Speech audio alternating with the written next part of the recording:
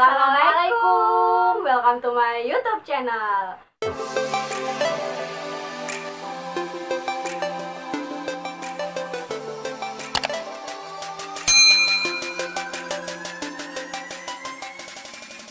Sama-sama di dunia kesehatan ya Bos ya. Pastinya kita ada pengalaman praktek kerja lapangan di rumah sakit.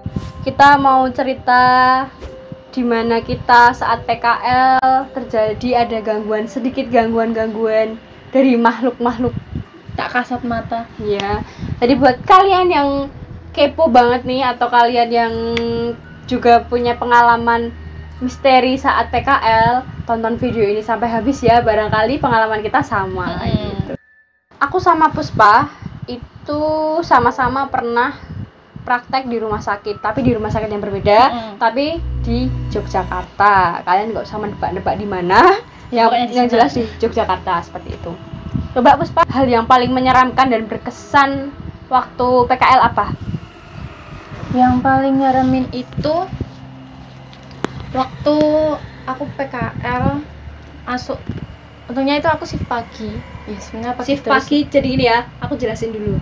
Shift pagi itu jam 7 sampai jam 2 siang. Shift sore itu jam 2 siang sampai jam 9 malam. Shift malam itu jam 9 malam sampai jam 7 pagi kayak gitu. Jadi kalau nanti kita bilang shift malam, shift pagi, shift sore biar kalian udah paham. Yuk lanjutkan, Bos. Nah itu kebetulan emang shiftku pagi terus sih. Aku di farmasi, kalau Mbak Eci di perawat. Itu waktu aku lagi melakukan pelayanan farmasi, ya kayak buat kalian yang belum tahu pelayanan farmasi itu kayak nyerahin obat ke pasien dari instalasi farmasi ke pasien gitu. Itu yang rawat inap, yang rawat jalan. Oh, rawat jalan Itu jadi waktu itu aku pernah mau ambilin obat. Ada 4 jenis obat, otomatis ada 4 jenis, ada 4, pokoknya jumlahnya ada 4 gitulah, 4 kartu. 4 kartu yang nanti diisi nama, terus cara minumnya 3x1 atau berapa, itu ada 4 jenis obat dengan 4 kartu nama yang berbeda. Itu sebelum itu nggak ada apa-apa sih, nggak ada gangguan, nggak ada suara-suara, nggak ada. Itu temanku yang nulis, aku yang ngambilin obat. Temanku ngasihin ke aku, "Nih ya Pus, ada 4 gitu." Habis itu aku balik badan buat ambilin obat, itu kan ada di belakang aku. Balik badan ambil, waktu mau kembali dan memasukkan obat itu ke dalam plastik, kartunya itu tuh hilang 1. Jadi yang 4 tadi tinggal 3. Terus aku tanya, "Kamu tadi bikin kartunya ini berapa?" gitu. Terus temanku bilang 4. Lah, yang satunya mana? Coba aku cari di bawah gitu, di kolong. Kira-kira bisa terbang keluar gitu nggak? Enggak, kan bisa. Itu pintunya ruangan tertutup ya. Ruangannya tertutup. Jadi kalau ruang farmasi itu ruangannya tertutup, jadi nggak mungkin kayak kasir terus terbang wanginya gitu, enggak. Kalau kertasnya tertutup, kalaupun jatuh harusnya ada tertutup dan pakai AC, bukan pakai kipas angin. Kan kalau pakai kipas angin mungkin bisa terbang gitu. Terus itu ada apa ya? Terbukanya tuh cuma kayak sedikit buat nyerahin obat dari apoteker ke farmasi, ke pasien kan. Itu aja. Jadi intinya ada sesuatu yang hilang tapi sampai sekarang nggak ketemu gitu ya. Ada barang yang hilang, mungkin dipinjem sama mereka, atau mereka mau, barangkali mereka cita-citanya dari apoteker ya. Mungkin dulu seperti itu, terus jadi minjem kayak gitu. Jadi kita positive thinking. Terus habis itu baru yang pertama. Terus yang kedua itu aku ambil obat, tepatnya temanku itu ambil obat di dalam kayak di gudang. Itu tuh 5 box. Nah, 5 box obat. Terus setelah sampai di depan mau kita serahin ke pasien kan, ditaruh dulu di rak. Nah, waktu aku mau ambil, kebetulan stok obat yang di rak itu habis. Jadi aku mau ambil yang di dalam box itu. Kan tadi temanku udah ambil 5 ya. Aku tanya, "Kamu tadi ambil di belakang berapa?" Temanku jawab 5 gitu. "Kok ini tinggal 4 ya? Udah kamu masukin ke rak, Pon?" Terus temanku bilang, "Belum kok." Jadi terus itu hilang lagi. Kita cari di bawah, jatuh mungkin. Terus kita cari di bawah. Orang kayak gimana ya? Jadi raknya itu sama lantai Jauh. Itu tuh enggak jauh Mbak. Jadi malah rapat. Jadi nggak mungkin ada di bawah. Mungkin ada gitu. di bawah gitu. Terus dicari di belakang kota itu juga nggak ada yang jatuh. Itu di tempat PKL yang sama. Pada hari yang sama. Oh ya memang berarti ini memang latihan jadi apoteker ya. Tuh. Jadi kalau dari aku ya, ini kan dari sisi apoteker. Kalau aku dari sisi perawat di rumah sakit yang berbeda sih. Tapi kalau rumah sakit yang aku PKL itu memang terkenal angka di rumah sakit itu kebanyakan aku dapat shift malam. Ya kayak tadi jelasin ya, jam 9 malam sampai jam 7 pagi. Dan itu selama 3 bulan, aku 3 bulan di rumah sakit itu tuh banyak kan dapat shift malam itu. Dan di rumah sakit yang aku PKL itu, rumah sakitnya tuh udah detik-detik mau gulung tikar. Iya, mau gulung tikar. Jadi otomatis bangsal yang dipakai buat rawat inap itu cuma satu bangsal, Pus. Jadi satu bangsal yang sebelahnya itu tuh kosong. Oh iya. Kosongnya itu nggak bersih gitu, enggak loh. Kosongnya itu masih banyak peralatan-peralatan kesehatannya. Oh, berarti nggak dibersihin? Enggak, jadi bener-bener mereka itu masih ada kasurnya. Oh iya, ada. Jadi bukan ruangan kayak kosong. Masih kepake gitu. Iya, bukan ruangan tapi masih kepake kayak gitu. Jadi kamu bisa bayangin kalau tiba-tiba bunyi gitu. Bentar guys, azan, kita break dulu ya, sebentar aja. Kita lanjutkan, azannya udah selesai. Tadi sampai mana ya? Tadi sampai bangsal yang jarang dipakai. Oh ya, aku itu di rumah sakit itu ada 2 bangsal, 1 bangsal dipakai dan 1 bangsal tidak dipakai. Kalian tahu nggak yang kelas 1, kelas 2, kelas 3?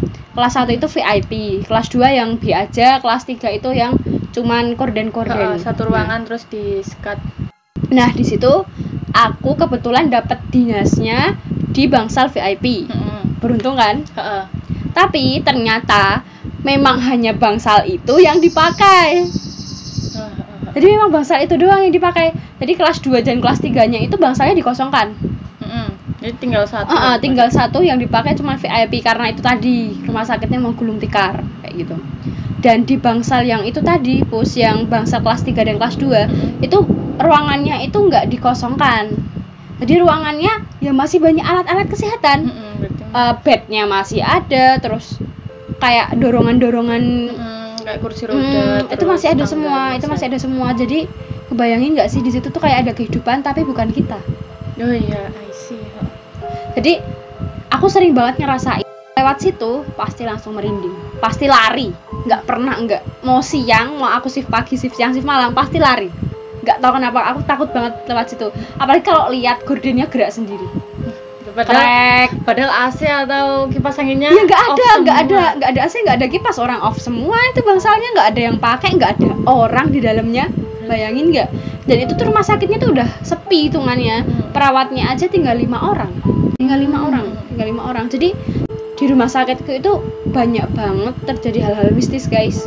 Ada satu ruangan juga yang nggak digunakan, tapi aku juga nggak berani tanya sama perawatnya, perawat seniornya. Aku juga nggak berani tanya kenapa ruangannya nggak digunakan, padahal ruangannya VIP. VVIP-nya itu malah yang bednya 2, ada kulkasnya, itu malah komplit gitu loh. Tapi kenapa nggak digunakan gitu? Iya, yang paling bagus gitu, tapi nggak pernah digunakan sama sekali. Kan kalau kamu jadi anak PKL, ini ya penasaran, bertanya-tanya ya pasti. Bertanya-tanya.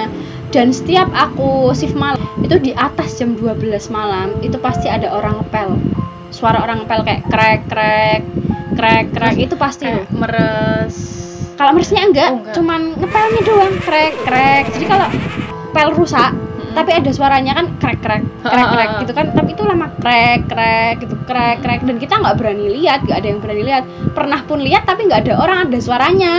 Oh iya. Jadi kita nengok kayak ruangan lantai kosong. Kamu tahu lorong rumah sakit? Iya, I see. Nah itu di lorongnya.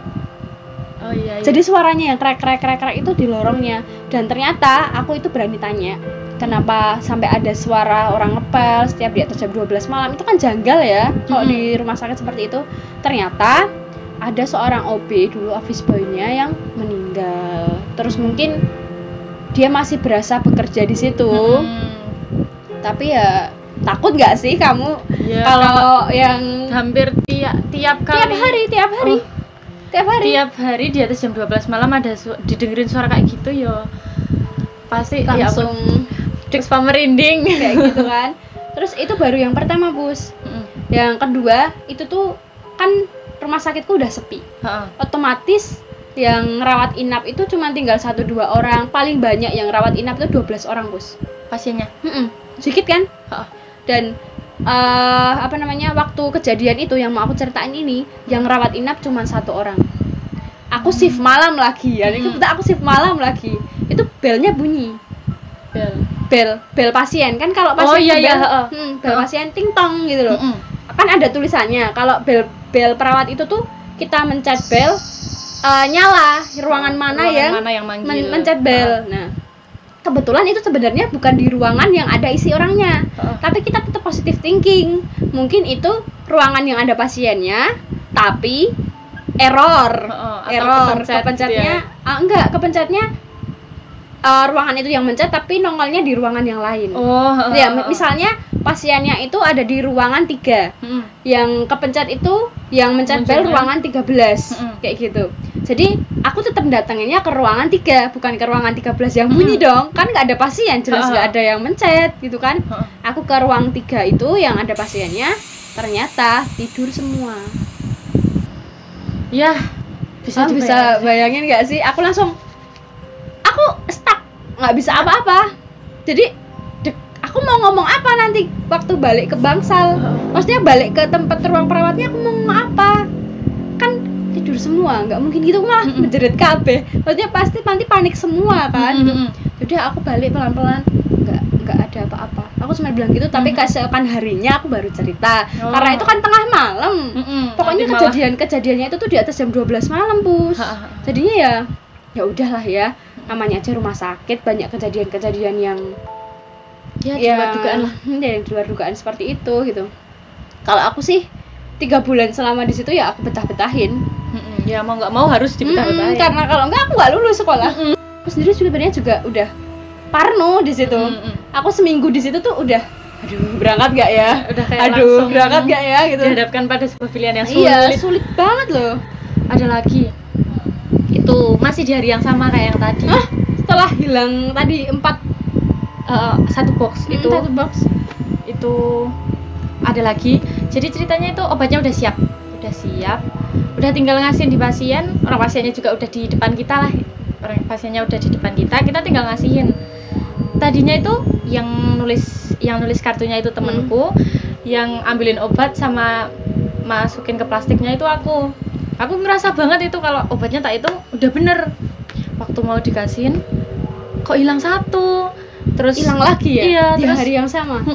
Terus asisten apotekernya tanya, ini tadi kamu udah ngambilin belum? Udah, Bu, tadi udah aku kasih plastik, tadi juga udah ditulisin etiketnya gitu. Terus daripada di depan pasien nanti kita kelihatan gimana kelihatan panik gitu, akhirnya temanku nulis etiketnya lagi, terus aku ambilin obatnya lagi, terus ya udah diserahin lah ke pasien. Habis itu baru kita bertanya-tanya, jatuh mungkin, coba dilihat di bawah meja nggak ada, coba di samping box itu kotak tumpuan kardus nggak ada, terus mungkin keselip di bawah laci atau di rak gitu nggak ada juga. Jadi memang sampai kamu selesai PKL pun juga nggak ketemu? Nggak ketemu. Aku waktu hari-hari terakhir selesai PKL itu coba dicek barangkali yang dulu itu sempat hilang ketemu, tapi ternyata nggak juga. Nggak ada? Nggak. Heran ya kok. Maksudnya kok mau ngambil obat gitu loh? Iya. Itu kejadian ketiga di hari yang sama. Ada lagi, itu lagi. Itu di hari yang sama. Di hari yang sama? Iya, di hari yang sama. Itu ada salah satu karyawatinya di situ, perawat di situ yang bisa melihat hal-hal mistis. Itu kebetulan kan ruangannya tuh seberangan sama instalasi farmasinya. Tanyalah asisten apotekernya sama dia di WhatsApp, Mbak, dari tadi kita yang di farmasi digangguin terus, obatnya hilang lah, etiketnya hilang lah, kayak gitu. Kenapa ya? Terus mbak perawat, oh iya itu ada di dalam situ, mbak. Ya ampun. Berarti memang mungkin ngerasa punya teman. Mungkin karena di situ rame terus dia kesepian jadi ya bisa jadi sih Pus. Ya kita cerita-cerita gini karena sebenarnya kalau di rumah sakit itu wajar ya terjadi hal-hal seperti itu. Jadi buat kalian yang pengen jadi tenaga kesehatan jangan takut, jangan takut kerja di rumah sakit. Walaupun aku sekarang juga nggak jadi tenaga kesehatan, aku pun begitu. Ya. Karena kalau kita memang bukan karena mistisnya sih, nggak di dunia kesehatan bukan karena mistisnya, memang karena kita jam kerjanya nggak cocok sama hobi kita kayak gitu kan. Sementara aku juga punya hobi yang lain. Kalau kita kerjanya di rumah sakit itu jamnya nggak bisa ya Bus ya, dan kalau tukeran shift pun sulit banget kayak gitu, susah. Pokoknya buat kalian yang PKL atau besok mau PKL, KKN atau kemana, semangat ya. Dan kalau kalian mengalami hal-hal mistis, jangan takut, jangan panik, hadapin aja. Dan dimanapun kalian berada, jangan lupa berdoa karena kita itu hidup berdampingan sama mereka. Mungkin itu dulu ya Pus dari kita. Untuk next paranormal experience nanti aku bakal cerita lebih banyak lagi, lebih panjang lagi. Kalau kalian suka jangan lupa klik like, comment, and subscribe. Assalamualaikum.